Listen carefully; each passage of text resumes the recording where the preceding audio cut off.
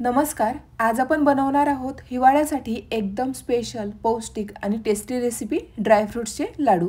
थंडीच्या दिवसात शरीराला ताकद, उबदारपणा आणि ऊर्जा देण्यासाठी ही रेसिपी एकदम परफेक्ट आहे. अगदी पहिल्या प्रयत्नात परफेक्ट चवीचे लाडू बनवण्यासाठी खास टिप्स मी तुमच्याबरोबर शेअर केलेल्या आहेत. चला तर वेळ न घालवता पटकन आपण रेसिपीला सुरुवात करूया. इथे मी जाड तळाची कढई घेतलेली आहे. गॅसची फ्लेम सुरुवातीपासून ते शेवटपर्यंत आपल्याला मीडियम ठेवायची आहे. सर्वात आधी आपण काजू व्यवस्थित भाजून घेऊया. तर इथं मी 100 ग्राम काजू घेतलेले आहेत आणि कपचं प्रमाण म्हणाल तर 1.5 कप मी इथं काजू घेतलेला आहे. इथं मी अख्खा काजू घेतलेला आहे. तुम्ही तुकडा काजू सुद्धा घेऊ शकता.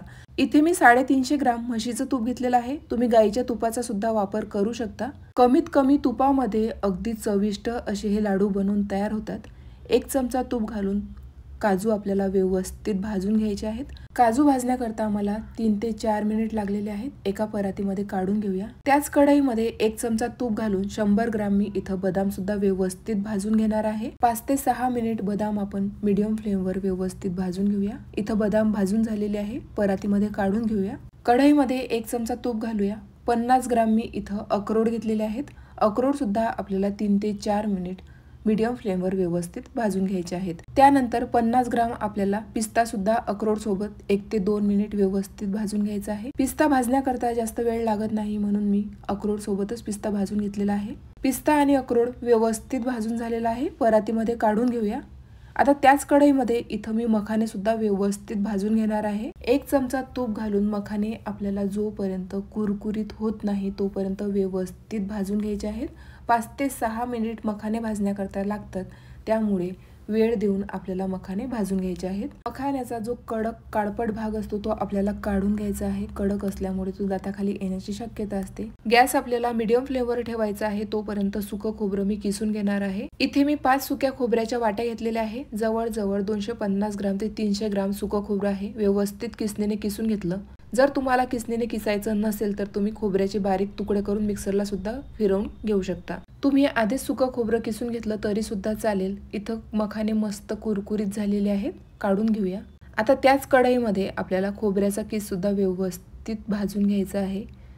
हलकासा गोल्डन रंग येईल तोपर्यंत आपण खोबऱ्याचा किस व्यवस्थित भाजून घेऊया. खोबऱ्याचा किस इथं मी न तूप घालता भाजून घेतलेला आहे. 3 ते 4 मिनिट मीडियम फ्लेमवर खोबऱ्याचा किस भाजून घ्यायचा आहे. यापेक्षा जास्त भाजायचं नाही, नाहीतर करपण्याची शक्यता असते. एका मोठ्या भांड्यामध्ये काढून घेऊया. आता कढई मी टिश्यू पेपरने क्लीन करून घेणार आहे. अशा पद्धतीने जर तुम्ही टिश्यू पेपरने कढई क्लीन करून घेतली की तुम्हाला सारखं सारखं कढई धुण्याची आवश्यकता नसते. पुढचा पदार्थ तुम्ही जो भाजता तो सुद्धा व्यवस्थित भाजला जातो. आता कढईमध्ये आपल्याला खारीक पावडर भाजून घ्यायची आहे. 150 ग्राम मी इथं खारीक पावडर घेतलेली आहे आणि कपने म्हणाल तर 1 कप इतकी खारीक पावडर आपण घेतलेली आहे. 1 चमचा तूप घालून खारीक पावडर आपल्याला 4 ते 5 मिनिट मीडियम फ्लेमवर भाजून घ्यायची आहे. खारीक पावडर घरच्या घरी कशी तयार करायची त्याचा व्हिडिओ मी आधी चॅनलवर शेअर केलेला आहे. लिंक डिस्क्रिप्शन बॉक्समध्ये दिलेली आहे. नक्की चेक करा. इथं खारीक पावडर आपली भाजून झालेली आहे. आता त्याच कढईमध्ये आपल्याला गव्हाचं पीठ भाजून घ्यायचं आहे. तर इथं मी वजनी म्हणाल तर 250 ग्राम आणि कपच्या हिशोबाने 2 कप इथं मी गव्हाचं पीठ घेतलेलं आहे. सुरुवातीपासून ते शेवटपर्यंत गॅसची फ्लेम आपल्याला मीडियमच ठेवायची आहे. 7 ते 8 मिनिट न तूप घालता आपण कोरडंच पीठ भाजून घेऊया, म्हणजे हात आपला अवघडून येणार नाही. गव्हाचं पीठ भाजता भाजता इथं मी ड्रायफ्रूट सुद्धा बारीक करून घेणार आहे. माझं चॉपर खराब झालेलं आहे त्यामुळे मी हा देसी जुगाड वापरलेला आहे. एक मोठं खोलगट भांडं घेतलेलं आहे. त्यानंतर काजू मी मॅशरच्या मदतीने बारीक केले. आता मला काजू आणि बदामचे जाडसर असे तुकडे हवे होते, त्यामुळे मी अशा पद्धतीने काजू आणि बदाम बारीक करून घेतलेले आहे, म्हणजेच भरड करून घेतलेले आहे. तुम्ही मिक्सरला सुद्धा फिरवून घेऊ शकता, मात्र त्यामध्ये पावडर होते त्यामुळे अशा पद्धतीने मी ड्रायफ्रुट्सची भरड करून घेतलेली आहे. पिस्ता सुद्धा याच पद्धतीने आपल्याला भरड करून घ्यायचा आहे. तुम्ही सुरीच्या मदतीने ड्रायफ्रुट्स कट करून घेऊ शकता, मात्र त्यामध्ये भरपूर वेळ जातो. तर ही पद्धत मला अगदी सोपी वाटते. जी पद्धत तुम्हाला योग्य आणि सोपी वाटेल ती तुम्ही वापरू शकता. अक्रोड मी मिक्सरला बारीक पावडर तयार करून घेतली. इथे मी अक्रोडची भरड न करता मिक्सरला फिरवून घेणार आहे. मला पर्सनली अक्रोडची टेस्ट अजिबात आवडत नाही. नेहमी मी पावडर करूनच घालते. त्याचे भरपूर असे गुणधर्म आहे, त्यामुळे अजिबात स्किप करू नका. जेव्हा तुम्ही ड्रायफ्रुट्सचे लाडू बनवता तेव्हा आवर्जून अक्रोडचा वापर करा. मखाने थंड झाल्यानंतर मिक्सरला पावडर तयार करून घ्यायची आहे। ज्या भांड्यामध्ये आपण ड्रायफ्रुट्स काढले होते त्याला भरपूर प्रमाणात असं तूप लागलेलं होतं। ताटामध्ये मखाण्याची पावडर घालायची आहे आणि व्यवस्थित आपल्याला काढून घ्यायचं आहे। अशा पद्धतीने आधी पूर्वतयारी करून ठेवायची। पहिल्या प्रयत्नात देखील परफेक्ट चवीचे लाडू आपल्याला तयार करता येतात, वेळेवर गोंधळ होत नाही। इथे 5 ते 6 मिनिट झालेले आहेत। मध्ये मध्ये मी गव्हाचं पीठ सुद्धा भाजून घेतलं होतं। हलकासा ब्राऊन रंग गव्हाच्या पिठाला आलेला आहे। 2 ते 3 चमचे तूप घालायचं आहे। 3 ते 4 मिनिट पीठ भाजून घेऊया। पुन्हा 2 ते 3 चमचे तूप घालायचं, पुन्हा व्यवस्थित भाजून घ्यायचं। 2 ते 3 बॅच मध्ये आपल्याला तूप घालून गव्हाचं पीठ व्यवस्थित भाजून घ्यायचं आहे। तूप घातल्यानंतर बऱ्यापैकी गव्हाच्या पिठामध्ये गुठळ्या होतात, तर त्या मोडत मोडत आपल्याला व्यवस्थित पीठ भाजून घ्यायचं आहे। सुरुवातीला गव्हाचं पीठ आपण न तूप घालताच व्यवस्थित भाजून घेतलं, त्यामुळे पीठ भाजताना हात अवघडून येत नाही। सर्वात सोपी ट्रिक आहे पीठ भाजण्याची, तुम्ही सुद्धा नक्की ट्राय करा। जितकं जास्त तुम्ही गव्हाचं पीठ वेळ देऊन व्यवस्थित भाजून घ्याल तितकेच खमंग आणि अतिशय चविष्ट हे लाडू बनवून तयार होतात। लाडूच्या मिश्रणाला बाइंडिंग छान येतं आणि दुसरं म्हणजे ड्रायफ्रूटची उष्णता संतुलित राहते। 15 ते 20 मिनिट लागतात गव्हाचं पीठ भाजण्याकरता। मस्त तूप घालून खमंग असं गव्हाचं पीठ आपण भाजून घेतलेलं आहे। इथं मी काळ्या मनुका आणि गोल्डन मनुका घेतलेले आहेत। आता गव्हाच्या पिठासोबत आपल्याला 1 ते 2 मिनिट व्यवस्थित भाजून घ्यायचे आहेत। आता गव्हाचं पीठ गरम असल्यामुळे मनुका भाजण्याकरता जास्त वेळ लागत नाही। मनुका घातल्यानंतर 1 ते 2 मिनिटच आपण हे पीठ व्यवस्थित भाजून घेणार आहोत। त्यामध्येच आपल्याला 2 टेबलस्पून खसखस सुद्धा घालायची आहे। खसखस आपण त्याच कढईमध्ये भाजून घेणार आहोत। खसखस भाजण्याकरता 1 ते 2 मिनिट लागतात। हे लाडू बनवताना जे ड्रायफ्रुट्स तुम्हाला आवडत नसतील तर तुम्ही स्किप सुद्धा करू शकता। ड्रायफ्रुट्सचं प्रमाण तुम्ही कमी अधिक करू शकता। तुमच्या आवडीनुसार तुम्ही यामध्ये ड्रायफ्रुट्स ऍड सुद्धा करू शकता। इथं आपलं गव्हाचं पीठ आणि इतर साहित्य भाजून झालेलं आहे, भांड्यामध्ये काढून घेऊया। आता सर्व साहित्य आपल्याला व्यवस्थित एकजीव करून घ्यायचं आहे। सर्वात महत्त्वाची टीप आहे, लक्षात ठेवा, जेव्हा आपण गुळाचा पाक बनवतो त्याआधीच आपल्याला ही पूर्वतयारी करून ठेवायची आहे। एकदा का पाक तयार झाला की त्यानंतरची पुढची प्रोसेस आपल्याला खूप फास्ट करायची असते, त्यामुळे तुम्ही सर्व साहित्य एकजीव करून घ्या, त्यानंतर पाक तयार करायला घ्या। आता गुळाचा पाक करण्यासाठी इथं आपल्याला 1 किलो गुळ घ्यायचा आहे, तर हा केमिकल फ्री गुळ आहे। गुळ आधी आपल्याला किसणीने व्यवस्थित किसून घ्यायचा आहे, म्हणजे पाक हा पटकन तयार होतो। हवं असल्यास तुम्ही गुळ चिरून सुद्धा घेऊ शकता। गुळाचा पाक तयार करण्यासाठी आपल्याला तूप लागणार आहे।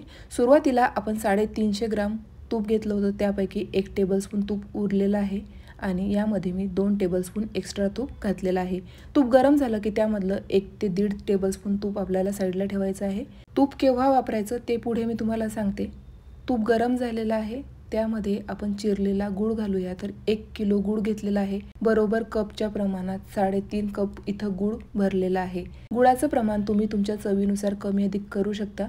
इथे आपण घेतलेल्या सर्व साहित्याच्या प्रमाणात 1 किलो गूळ अगदी परफेक्ट प्रमाण आहे। हवं असल्यास तुम्ही 750 ते 800 ग्राम गूळ सुद्धा घेऊ शकता। इथं आपल्याला घट्ट पाक तयार करायचा नाही, तर गॅसची फ्लेम मीडियम ठेवायची आहे आणि गूळ पूर्णपणे विरघळला की त्यानंतर पटकन आपल्या लाडूच्या मिश्रणामध्ये घालायचं आहे। सुरुवातीला सर्व साहित्य आपण एकजीव करून घेतलं होतं, त्यामुळे वेळेवर आपली धावपळ सुद्धा होत नाही। गुळाचा पाक जास्त घट्ट होऊ द्यायचा नाही। एकदा का गूळ पूर्णपणे विरघळला की त्यानंतर पटकन मिश्रणामध्ये घालायचा। पाक घट्ट झाला तर लाडू हे कडक होतात, पाहिजे तितकी चव त्याला येत नाही, त्यामुळे पाक करताना आपल्याला ही काळजी घ्यायची आहे। आता कढईला लागलेला पाक सुद्धा आपण काढून घेऊया। थोडंसं लाडूचं मिश्रण आपण कढईमध्ये घालायचं आहे आणि पाक पूर्णपणे काढून घ्यायचा आहे। पाक पटकन निघतो आणि कढईला अजिबात शिल्लक राहत नाही किंवा चिकटलेला राहत नाही, सर्वात महत्त्वाची टीप आहे।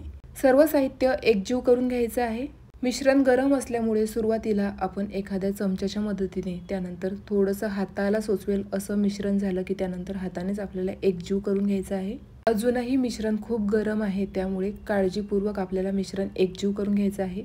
आपण थोडंसं तूप काढून घेतलं होतं, ते आता आपल्याला इथं वापरायचं आहे। लाडू खाताना आणखी चविष्ट लागावा त्यासाठी इथं मी थोडंसं जायफळ किसून घालणार आहे। जायफळ घातल्यामुळे अप्रतिम चवीचे लाडू बनून तयार होतात, तुम्ही सुद्धा नक्की ट्राय करा। जायफळ घातल्यानंतर सर्व साहित्य आपल्याला पुन्हा एकजीव करून घ्यायचं आहे। आता हे लाडूचं मिश्रण आपल्याला हाताने घट्ट दाबून घ्यायचं आहे, म्हणजे बराच वेळ लाडूचं मिश्रण हे गरम राहण्यास मदत होते। गरम असतानाच आपल्याला लाडू तयार करून घ्यायचा आहे। ज्या आकाराचा तुम्हाला लाडू करायचा आहे तेवढं मिश्रण आपल्याला घ्यायचं आहे। मस्त गोल गरगरीत असे ड्रायफ्रुट्सचे लाडू तयार करून घ्यायचे आहेत। यामध्ये आपण गव्हाचं पीठ घातलेलं आहे, गव्हाचं पीठ हे थोडं थंड गुणधर्माचं असतं, त्यामुळे लहान मुलं, वृद्ध आणि ज्यांना उष्णतेचा त्रास होतो त्यांनाही हे लाडू आरामात खाता येतात.